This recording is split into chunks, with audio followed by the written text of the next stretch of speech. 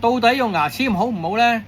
中意用牙籤嘅人就會覺得用咗乾淨啲，唔中意用牙籤嘅人就覺得喂，撩下啲牙會鬆嘅喎咁樣。嗱，其實講真句嘅，如果你棚牙係健康係好嘅話呢，就冇可能呢一支牙籤撩得鬆嘅。所以嚟講呢，其實牙籤呢樣嘢應唔應該用呢？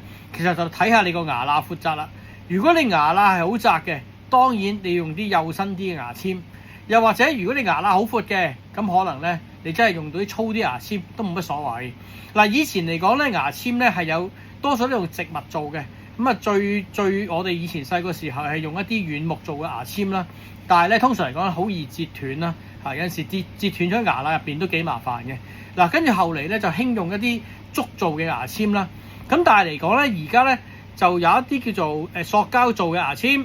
嗱，見到啦，我就稱呼佢為魚骨牙籤。